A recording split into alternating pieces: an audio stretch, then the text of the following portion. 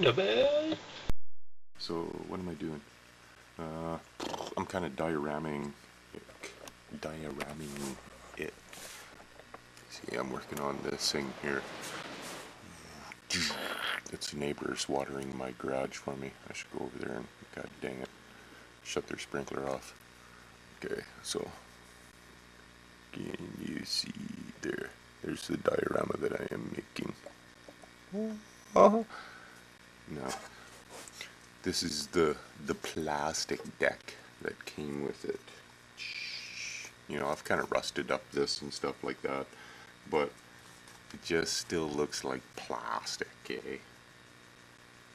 Just, it's hard to, you know, make this stuff not look like plastic. Maybe it's I'm just not a very good painter, I don't know.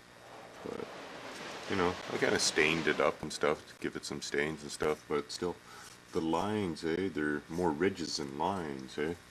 So I took a sheet of this, where's some, here. One moment, please.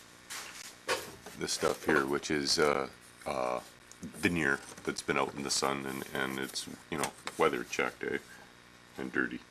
It's got dirt on it. But, so I took a piece of that. And I took wood for the undercarriage piece. And then I just, you know, I rusted that up too, eh?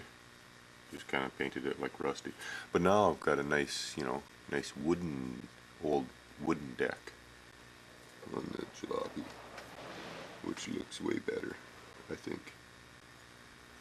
There's one fender here I got broken off.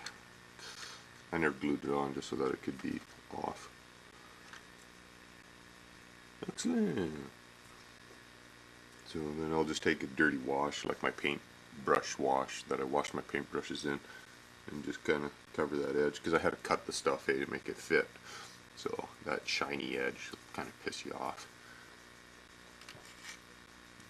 And then I've got to glue this hood on. I had to split the hood because it wasn't split, it was one piece. So I split it and glued it together. Whoops. And I'll stick it on there like that. Can you believe that, eh? Just watering the guy's building next door. And the guy's a good guy too, he's not a bad guy.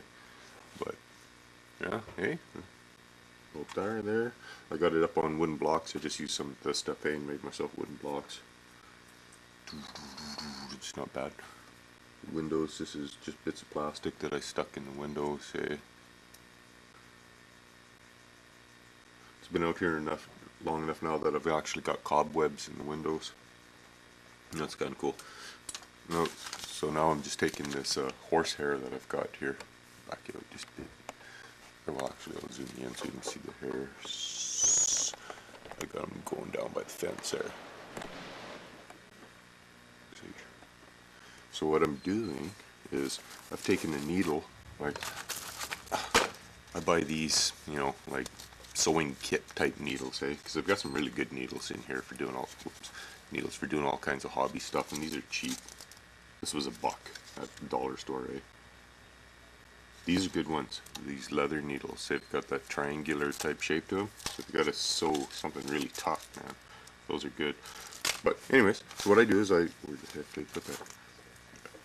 I take one of the needles and I stick it in a you know, piece of wood, and then bust the eye in half, so that it gives me like a little, you know, pronged fork, okay? And then I take some of this horsehair that's been dyed in different colors, and I put it on the fork, like so. And then I'll decide where it is that I want to put it, which I'm probably going to put it over here where this tree is. About there. And you just kind of poke it in. Oh, you couldn't even see that. Anyways, you just poke it in. Here, I'll show you another one. Put this tree back. Sometimes it's nice to, you know, mix up the colors too. Eh? Like I've got, you know, dark greens to yellows to spring greens. You know, that comes in all different colors, and it's fairly cheap. You know, well, fairly cheap, $2.95 or $4.95 or some friggin' thing for a package, but I mean, a package lasts a long time because you're only using just, you know, a few hairs like this, eh? And if you buy a couple or 3 colors, then you can kind of mix up, and it gives a nice, better effect, eh? Try to get as many on into the prongs of the fork as you can.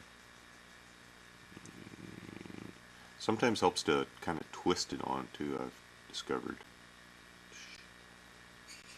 But anyways, I'll show you what I do with the, wait for the sprinkler to go by, I'll show you what I do with all these loose ones that don't go in there. Don't worry about them, eh? Yeah, I'll just do it in the fence line. Can you see that? Yes. So you just poke it in, eh? And they'll stand up, you know.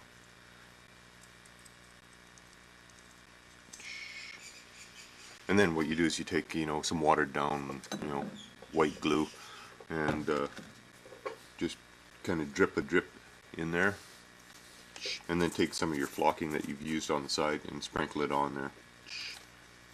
I sometimes work them out like this too, eh, just to give it a, you know, more haphazardy type look to it, eh.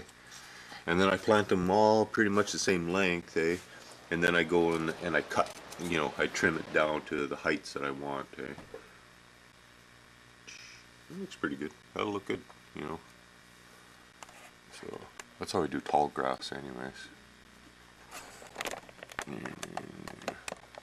you put it. Gives a nice effect.